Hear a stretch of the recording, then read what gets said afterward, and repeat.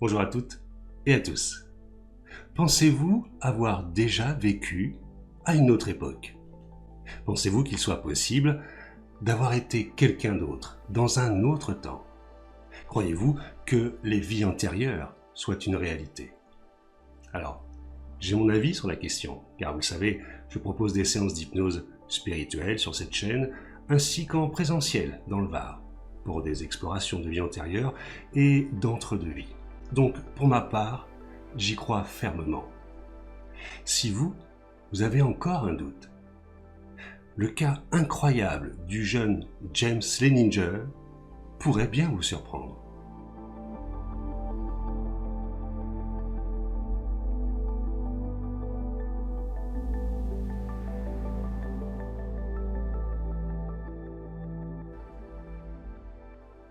Début des années 2000, aux États-Unis, le jeune James Leininger a environ 2 ans.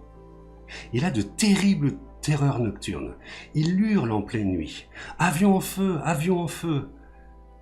Les parents du petit James sont désemparés, ils ne savent pas comment l'aider. Ces cauchemars se répètent chaque nuit et chaque nuit. Le petit garçon s'intéresse beaucoup aux avions. Et il les connaît bien, les avions. Surtout ceux de la Seconde Guerre mondiale.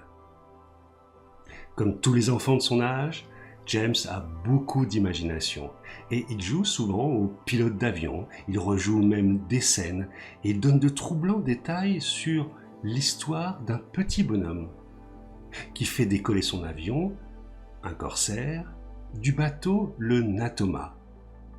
Et ce petit bonhomme, dit-il, c'est moi, James. Alors le père, intrigué, fait des recherches et découvre qu'un porte-avions US, le Natoma Bay, a bien existé durant la Seconde Guerre mondiale. Pour le père de James, cartésien et sceptique, il ne peut s'agir que d'une coïncidence. Seulement, le petit garçon donne encore plus de détails. Le petit bonhomme, dit-il, a un copain et il s'appelle Jack Larsen. Monsieur Leininger, Bruce Leininger, continue ses recherches, mais ne trouve rien, pas de Jack Larsen. Madame Leininger, Andrea Leininger, se demande si son petit garçon, le petit James, ne serait pas la réincarnation d'un pilote de la Seconde Guerre mondiale. Mais Monsieur Leininger n'y croit toujours pas.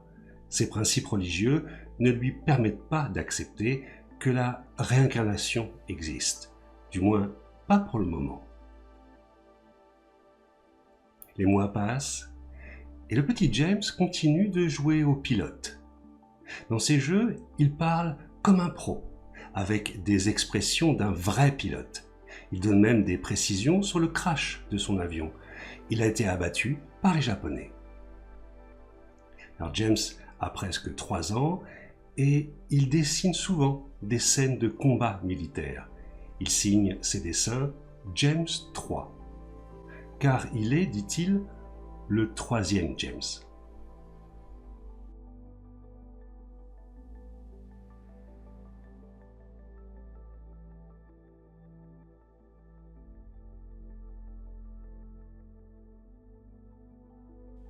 Le père, Bruce Leininger, ne croit toujours pas à la réincarnation.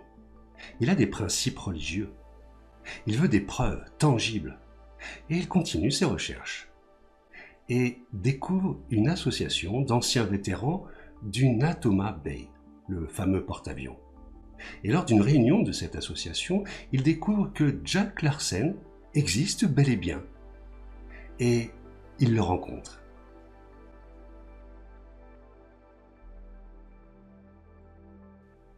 Il découvre aussi qu'un certain pilote, James Houston Jr., aurait été abattu en mission lors de la bataille d'Iwo Jima, le 3 mars 1945. Mais il pilotait non pas un corsaire, mais un avion Wildcat. Alors, le petit garçon a parfois d'étranges réflexions. Il affirme à ses parents qu'il les a choisis, même qu'il les a vus, et décrit l'endroit et l'hôtel où ses parents fêtent leur anniversaire de mariage environ 9 mois avant sa naissance. Comment pouvait-il savoir cela? Le père, Bruce Leininger, est bouleversé. Son fils ne peut pas connaître cette anecdote intime. Lorsqu'il joue, le petit James donne à ses petits soldats, ses jouets, les noms de Billy, Léon, Walter et James. Et le petit garçon dit qu'il les a rencontrés quand il était au ciel. Alors, grâce à l'historien de l'association, le père retrouve ces noms dans les registres du Natoma Bay. Ce sont d'anciens soldats morts quelques semaines ou quelques mois avant le décès de James Houston Jr. La mère, Andrea, continue elle aussi ses recherches et elle retrouve la petite sœur de James Houston Jr., Anne Barrow Houston.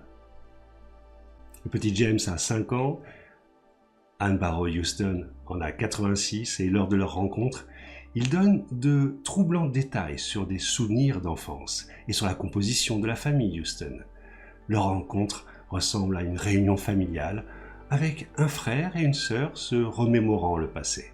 C'est assez troublant.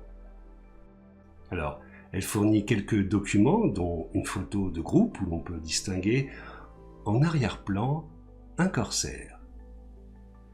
Les parents Leininger obtiennent quelques informations sur ces corsaires dont le petit James parle tout le temps. En fait, James Houston Jr., en 1944, testa ces avions, y compris pour des manœuvres d'appontage. Le père est enfin convaincu. Son fils serait bien la réincarnation de l'ancien pilote James Houston Jr.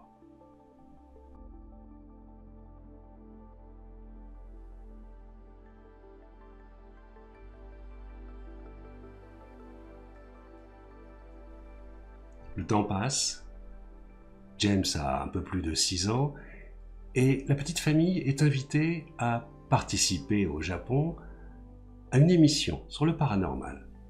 Elle en profite pour se rendre en bateau sur le lieu présumé du crash de l'avion de James Houston Jr. Ce fut, comme vous pouvez l'imaginer, un moment émouvant où le petit James fera ses adieux à James Houston Jr. La porte s'est refermée. Les parents éditent quelque temps plus tard un livre sur cette incroyable histoire, un livre que l'on peut trouver d'ailleurs traduit en français, si cela vous intéresse, et si vous souhaitez plus de détails sur ce cas de réincarnation qui prouverait la réalité des vies antérieures.